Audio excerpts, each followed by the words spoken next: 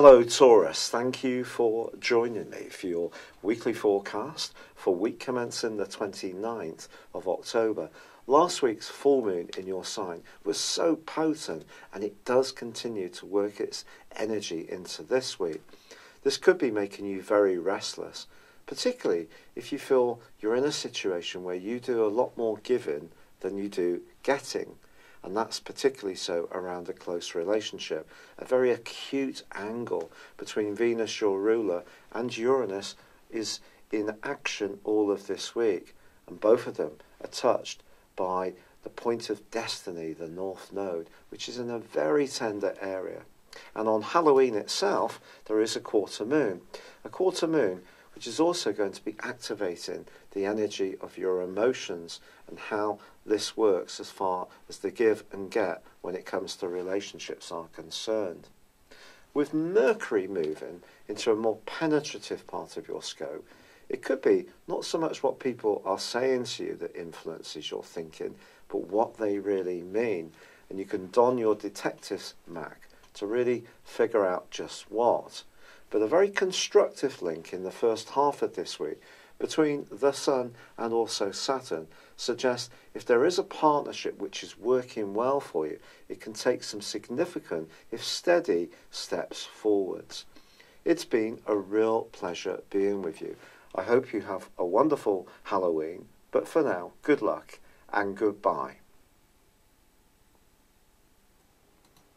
Hello Taurus, thank you for joining me for your monthly forecast for October.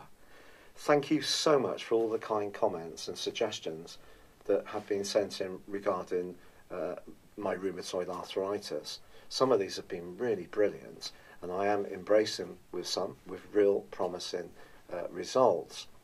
This month begins with the Sun and Mercury for you, for the Sun or the Ascendant, in the part of your situation which is very much to do with practicalities. So we're talking about work, life organisation, things like fitness and diet and domestic order. Not the most sexy stuff you might think, but stuff that actually you have a real appreciation for, because being an earth sign, you get tangible achievements. So the Sun and Mercury are asking you to try to get things a little more refined in your existence. Now, if you're someone who's naturally very tidy, organised and virtuous and works in a job helping people, then this may all seem very natural to you. But there may be some areas that you can fine-tune which are not immediately obvious. For example, are you actually doing too much for other people? Are you, for example, at home shouldering too much of the domestic load when someone else could actually be doing a bit more of their bit? In terms of your diet and fitness regimes, are there little fine-tunes that you can make in terms of nutrition, or trying different approaches that can be more enlightening? These kind of things I think will be to the fore.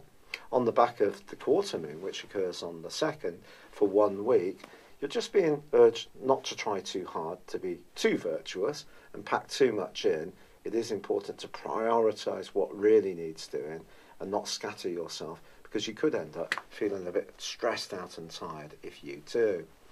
But of course, Venus is your ruling planet, and it's going to be generating an enormous amount of publicity in the YouTube community, particularly this month, because Venus goes into a retrograde on the 5th. And through to the end of this month, we'll be going backwards in your sector of relating, the 7th house. So relationships are undoubtedly going to be to the fore. In November, I'll just tell you that Venus actually inverts and it revisits your 6th solar house. It's going to be relationships, more about work. It then re-emerges into the sign of Scorpio early in December. So this is going to be a long period, I feel, where relationships and relating are going to be an important part of your thinking. But we also have, in the first 2 weeks of this month, Mars, which of course has been a bit of an aggravant with Uranus in your sign since the 2nd week of May in a right angle. So there's been a bit of a battle going on for you, perhaps within yourself, perhaps within someone that you feel has tried to dominate you too much. been a bit controlling. Could be a job, it could be an organisation, it could be a lifestyle, it could be a mindset. But something's been challenged during that period of time. And the great news is that Mars is accelerating now and moving away from the right angle with Uranus. But Uranus is still forging a T-square with the nodal axis with the North Node, the point of destiny in Leo, which is all about your emotional well-being, and also the South Node, which is in the part of your scope to do with your work and how you interact with people in a wider context. Now, this T-square is going to be joined by other influences this month, and I do feel it is very important to mention, because Uranus, right at the very start of your sign, is giving you a little nibble, a little nudge of some dramatic changes that are going to be coming your way from the 6th of March next year, right through till year 2026. This is because Uranus is a radical planet. It's a planet that shakes things up, and it is going to be rewinding for the rest of this year. So this T-square, really, even once the North Node and the nodal axis reverses into Cancer in December, I still think it's going to be activated for you. So it's important to understand the role of Uranus in this, because if you're born in the early degrees of Taurus, you're going to be really feeling this energy very powerfully. If you have any other natal aspects which are connecting with this particular position, that too suggests that you may be restless and not quite sure of how you should go forwards. And this may be particularly so in terms of relationships. Now, on the 9th of this month, we do have a new moon. And if you did want to take on a new diet or start a new job, you would think that this is the perfect time to do so. And you would be right. But it's important to understand the role of Neptune, which feeds into this new moon. Neptune is a fascinating planet. Since 2012, it's probably changed your outlook a little bit around friendships, the collective group activities. Even in some of your hopes and aspirations may have become a bit more idealistic. So when you're thinking about work, for example, or changes you want to make, they need to be really rooted in reality. So challenge yourself a little bit. I think that's going to be a good thing to do. But on the 10th, Mercury moves out of this very precise and brittle zone that it's been in and moves into Scorpio. So even if there are some challenges with Venus going through that retrograde and also being in that square with Mars, which for me suggests that even if you try to be diplomatic, there's another part of you that may be much more assertive. If someone has been a rather dominating figure and not listening to some of the concerns you've had over the last 5 or 6 months, when it comes to feeling that your voice is heard, that there is a sense of equilibrium and fairness in the relationship between you. But as I said, this could be something that's gone on inside of you too. But certainly in the first 2 weeks of this month, some kind of battle of wills around power, around relationships is possible. That could be with your line manager, it could be with your parents, it could be with your kids if you have them. But equally it could be with a partner. It just depends on your unique circumstances. Now, Venus is a beautiful planet. It gives you that wonderful sensuality. And in the 7th house, ordinarily, it's an opportunity to relate superbly well and can very much bring fortune. And with Mercury moving into this area, I think a bit more logic comes into the equation. So if there has been some tensions, Mercury will help you to just see things a little bit more objectively. I'm not suggesting that you'll be seeing things subjectively, but all of us can at times be quite emotional. So Mercury moving into this area can help you to just stand back a little bit, see that other people may have very different viewpoints to your own, and help you to acknowledge them even if you don't agree. Whereas in the 6th house, as it was before for the first 9 days, that's more brittle. It's more, they don't agree with me.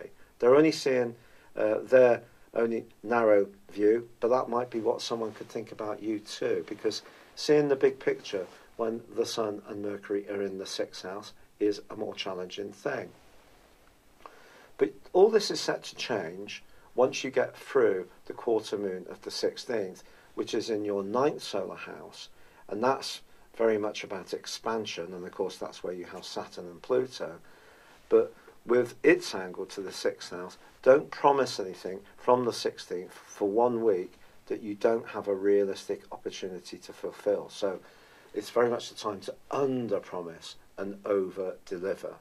And if there is something you tend to do where you're self-sacrificing, whether it's doing more of the domestic load on a partner, or perhaps tidying up over your kids too much, set some firmer boundaries. Get people to do a bit more for themselves. Even at work, if you're the good guy that always covers everyone else's shifts when they want some time off, well, if it doesn't absolutely suit you, make sure that you're not agreeing to something that ultimately spoils your need to be a free spirit. Because remember, with Uranus in the early part of your sign, and also Saturn in Pluto in your 9th house, which is about adventurism and independence, there is a change that's been going on within you last year since the 20th with Saturn, and of course since 2008 with Pluto, pushing you to be more experimental, to be more open to new ideas, and challenge that side of yourself which loves the status quo, which loves routines, which can be a little set in your ways. Now, the really exciting moment of this month, I think, occurs on the 23rd, because the Sun then arrives to join up with Mercury, and also Venus, and also Jupiter in the sign of Scorpio, which for you, again, is about relationships. So wonderful, isn't it? And Venus is backtracking to such a point that it then forges a conjunction with the Sun. But the key here, Taurus, is that then they are going to join in with that T-square on that nodal axis with Uranus, so we get a grand fixed cross. Now, fixed energy, as you well know, is very much about stability. It's about sustained effort. It's about sticking there for the long term. But if you put Uranus in there in the mix, and Venus is retrograde, and then the full moon, which occurs on the 26th, is actually going to be combining with Uranus in your sign, you can see that balancing your need to be an individual against what's good for a partnership can reach an explosive point if things aren't flowing very well. Now, the great news, pardon me, the great news is that from the 20th through to the 25th, Mercury is forging a fabulous angle to Pluto. So if you really wanted to talk something through with someone who's very knowledgeable about human dynamics, such as a counsellor or just a wise friend, or go online and do some research, you could have some very penetrative insights during that period of time. Also, although Mars is causing mischief in the first 2 weeks of this month in some ways, it's giving you greater confidence, but perhaps more impatience, it also forges an amazing link in the last 10 days with Pluto, a semi-sextile. And if you can balance the growing knowledge that you're developing with a greater determination, some kind of breakthrough could occur in your career, which is linked to training or travel, entirely possible in the last 10 days of this month. But back to Venus conjunct the Sun. Sometimes it's said when Venus is conjunct Sun that Venus's energy can be diminuted to some degree, so reduced. I don't know that for certain, because it's something I'm still trying to understand in greater detail through the experience of doing people's personal horoscopes.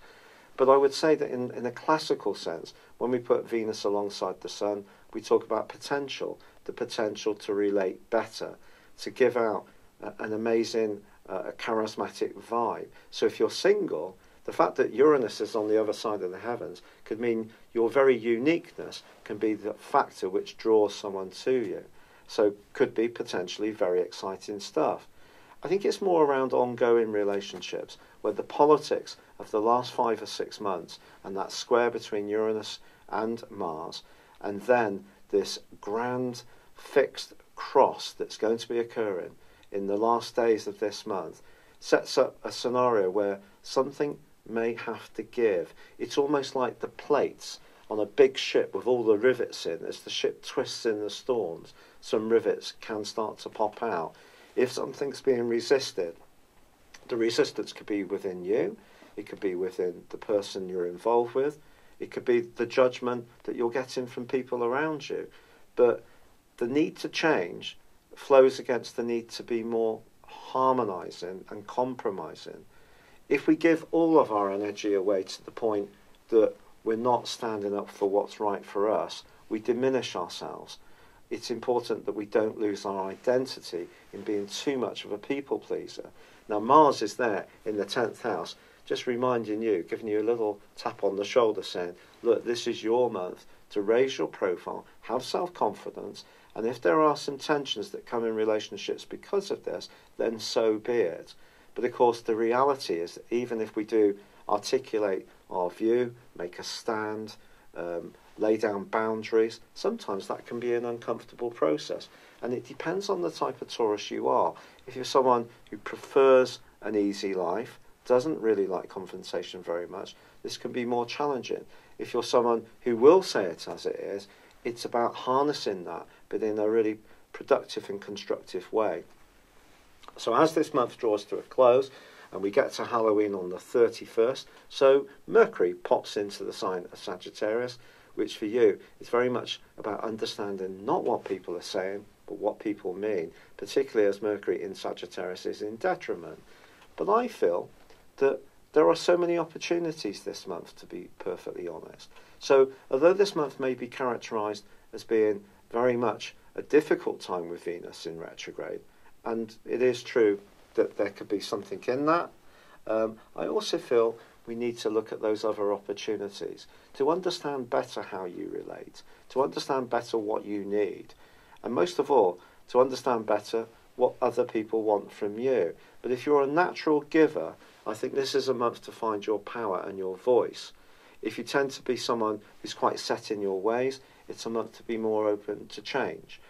If you're someone who likes things very much on your own terms, you could be challenged by someone who would like you to hear where they're coming from more. So it depends on unique circumstances.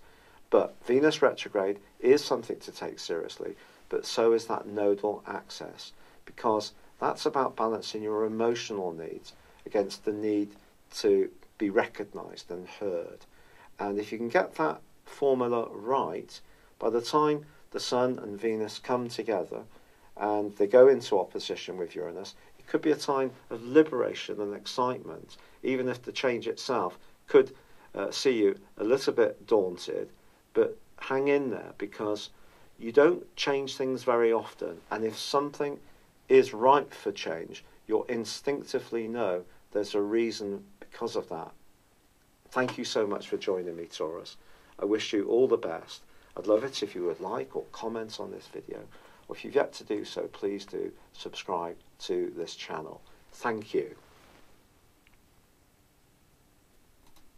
Hello, thank you so much for watching my video. I'd love you to join me at my Horoscope Ace app. You can find this at www.horoscope-ace.com.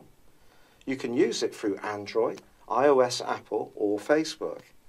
Check out your ascendant or your moon sign, or download your free birth chart. There's all your favourite videos, plus there are daily, weekly, monthly and yearly horoscopes for general, love, Chinese and Indian astrology.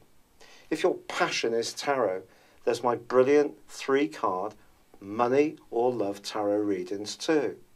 And it's all there at www.horoscope-ace.com. Thank you.